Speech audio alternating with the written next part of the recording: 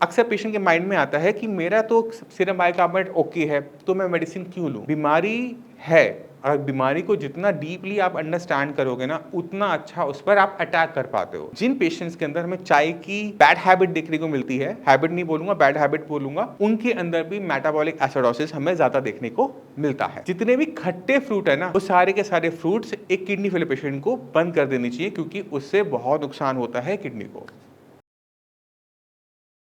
नमस्कार, मेरा नाम है डॉक्टर पुरु धवन और आज इस वीडियो में हम जानेंगे कि किस तरह से बेकिंग सोडा किसी किडनी फेलियर पेशेंट की मदद कर सकता है। अब आप सोच रहे हो कि बेकिंग सोडा किडनी पेशेंट में ये कैसे हो सकता है, उसी को आज हम समझाने की कोशिश करेंगे कि किस तरह से बेकिंग सोडा यानी सोडियम बाइकार्बोनेट की हेल्प से हम किडनी को खराब होने से कंट्रोल कर सकते हैं। तो शुरुआत करते हैं सबसे पहले किडनी को समझने से कि किडनी किस तरह से काम करती है। हम सबको पता है कि किडनी हमारी बॉडी में पानी को निकालती है, यूरिन बनाती है और जितना भी टॉक्सिक मटेरियल बन रहा होता है बॉडी में, उसे बाहर निकालती है। बट हमें ये नहीं पता होता कि हमारा जो यूरिन है वो एसिडिक होता है। वो एसिडिक इसलिए होता है क्योंकि किडनी एसिड को भी यूरिन के रास्ते फ्लश कर रही होती है। अब जब कभी आपकी किडनी खराब होनी शुरू हो जाए तो ये जो एसिड है, जो पहले यूरिन के रास्ते बाहर चला जाता था, वो नहीं जा पा रहा होता। तो उसका नुकसान क्या होता है कि ब्लड के अंदर एसिड इकट्ठा होना शुरू हो जाता है। बन तो रहा है, निकल नहीं पा रहा, इसलिए वो इकट्ठा हो जाता है। अब ब्लड जितना एसिडिक होता चला जाएगा, उतना ही वो किडनी को और नुकसान पहुंचाता है। इसी वजह से जितने भी किडनी फेलियर के पेशेंट हैं, वो शुरुआती दौर में जब उनको पता लगता है कि किडनी खराब हो रही है, तो 1 to 4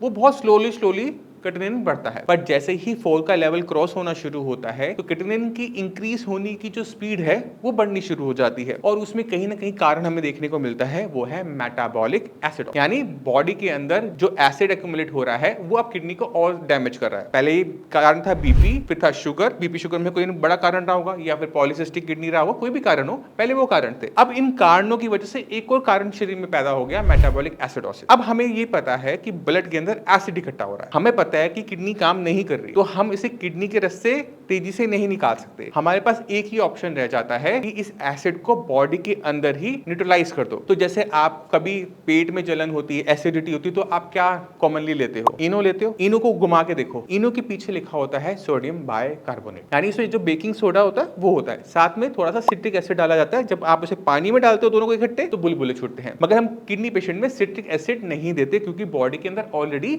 एसिड एक्यूमुलेट हो रहा है। उसमें हम क्या करते हैं, हम सिर्फ एक चीज देते हैं, वो है सोडियम बाइकार्बोनेट, बेकिंग सोडा। तो ये जो बेकिंग सोडा जब बॉडी में जाता है, तो ब्लड के अंदर जो एसिड है उसको न्यूट्रलाइज वहीं पे कर देता है, जिससे किडनी पे इंपैक्ट कम से कम जाता है। बॉडी के अंदर मेटाबॉलिक एसिडोसिस स्टार्ट नहीं हो पाता, क्योंकि सोडियम बाइकार्बोनेट जो है वो बहुत सेफ होता है। उससे ब्रेड बनती है, ढोकला बनता है, खाने पीने की चीजों में इसको डालते हैं, इसलिए वो कंपैरेटिवली सबसे सेफेस्ट मेडिसिन में से काउंट हो सकता है। अब इसका कोई हमारे पे बुरा इंपैक्ट नहीं पड़ रहा, बट ये हमारी किडनी की कंडीशन को खराब होने से रोके बैठा हुआ है। इसी वजह से जितने भी किडनी फेलियर के पेशेंट होते हैं, वो किसी न किसी फॉर्म में बेकिंग सोडा की टैबलेट ले रहे होते हैं। कुछ को पता होता है, कुछ को नहीं पता होता। तो आपके पास जो मेडिसिन हैं उनको आप निकाल सकते हो। उनके पत्ते के पीछे आप देखोगे कि उनका एक नाम लिखा होता है, उनका सोल्ट का नाम लिखा होता है, और उसमें आप ढूंढो सोडियम बाइकार्बोनेट, आपको मिल जाए। और वो अक्सर नोडोसिस, सबोसिस, सोडामिंट इस नामों से आपको इजीली प्रिस्क्रिप्शन में भी देखने को मिल जाएगी। और इसका पर्पस क्या है, आपके मेटाबॉलिक एसिडोसिस को बॉडी में ना होने देना। अब सवाल ये उठता है कि क्या ऐसा कोई टेस्ट है कि हम इसे जांच पाए कि बॉडी में हो रहा है नहीं हो रहा है, क्योंकि इससे हमें हेल्प मिलेगी मेडिसिन को सेट करने में, इससे हेल्प मिलेगी हमें अपनी बढ़ते हुए क्रिएटिनिन को समझने में कि वो क्यों बढ़ा। तो उसका एक टेस्ट होता है। अक्सर जब हम KFT करवाते हैं, तो बड़ी लैब जो होती हैं और खासकर जो हॉस्पिटल्स होते हैं, वो उसी KFT की रिपोर्ट के अंदर एक नीचे सेक्शन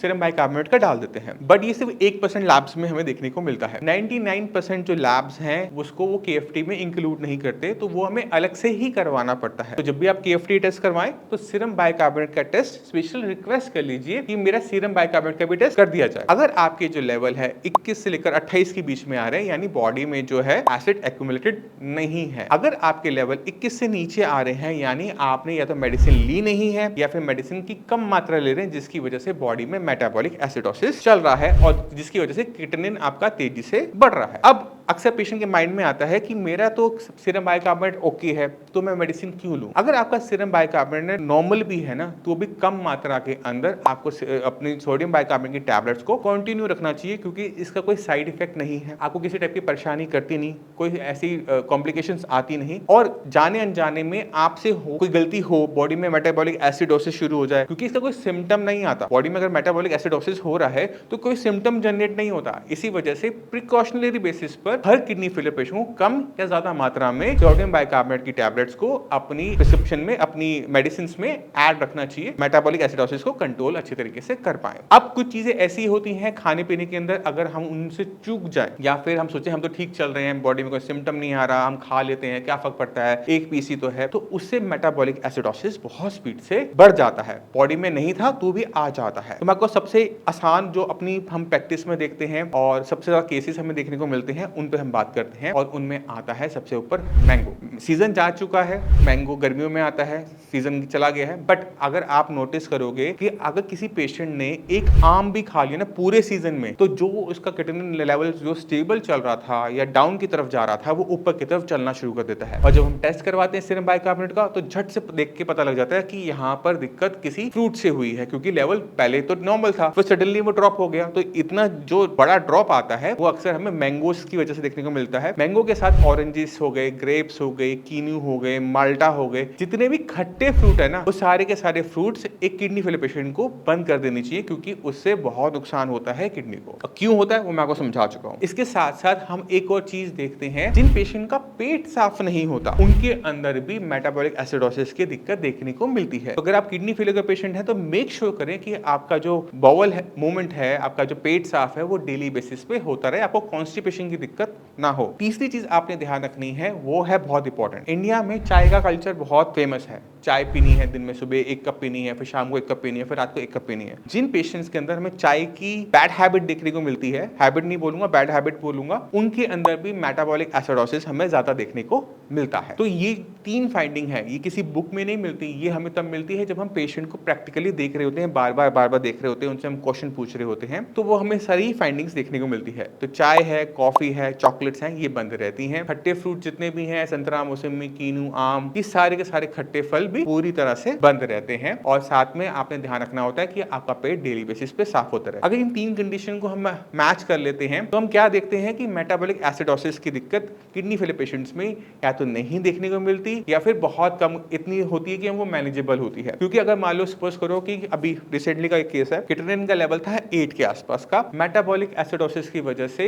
जो सीरम बाइकार्बोनेट की वैल्यू थी वो बिलो 10 थी। अब ऐसे केसेस में मुझे पता है कि लेवल हो रहा है डायलिसिस वाला और बाइकार्बोनेट है आपका बहुत नीचे। अगर हम मेडिसिन से उसे पूरा करना चाहेंगे तो पूरा करते करते महीना बीत जाएगा, और महीने भर के अंदर जो किडनी को डैमेज आएगा उससे पेशेंट की कंडीशन बहुत ज्यादा खराब हो जाएगी। तो ऐसे केसेस में कभी कभी हमें बहुत अजीब सी कॉल लेनी पड़ती है, या आप कह सकते हो कि ऐसी कॉल लेनी पड़ती है जहां पे पेशेंट हमारे साथ मैच नहीं करता। हम जब पेशेंट को बोलते हैं कि सीरम बाइकार्बोनेट को पूरा करने के लिए आपको डायलिसिस करवाना पड़ेगा, तो पेशेंट कहता है डायलिसिस से बचने के लिए तो आपके पास आए हैं, आप कह रहे हो डायलिसिस करवा लो। तो ये दिक्कत हमें देखने को मिलती है। तो अच्छा ये होता है कि आप कोई भी ट्रीटमेंट लो, होम्योपैथिक लो, आयुर्वेदिक लो, एलोपैथिक लो, सब कुछ मिला के लो, बट अपने सीरम बाइकार्बोनेट की वैल्यूज पर नजर जरूर रखो। अगर आपको लगता है कि वो नॉर्मल लिमिट से नीचे की तरफ जा रहे हैं तो वो एक्शनेबल है। आप अपने डॉक्टर से भी पूछ सकते हो कि इसमें हमें क्या करना है, क्या नहीं करना है, क्योंकि देखो बीमारी है, अगर बीमारी को जितना डीपली आप अंडरस्टैंड करोगे ना, उतना अच्छा उस पर आप अटैक कर पाते हो, उतना अच्छा अपना डिफेंस कर पाते हो। तो बहुत जरूरी होता है अपनी जो बीमारी शरीर में लगी हुई है या फैमिली में किसी को लगी हुई है उसको अंडरस्टैंड करना, क्योंकि उतनी ही ज्यादा आप उसकी हेल्प कर पा रहे हो। तो ये बहुत इंपॉर्टेंट होता है। अब फिर भी आपके माइंड में कोई भी डाउट रह जाता है, कुछ भी पूछना चाहते हो, तो डॉक्टर्स की पूरी टीम है, आप उनसे बात कर सकते हो, मुझसे भी आकर मिल सकते हो। अब मैं इसी के साथ आपसे चलने की आगे चाहूंगा। मिलते हैं अगली वीडियो में, तब तक के लिए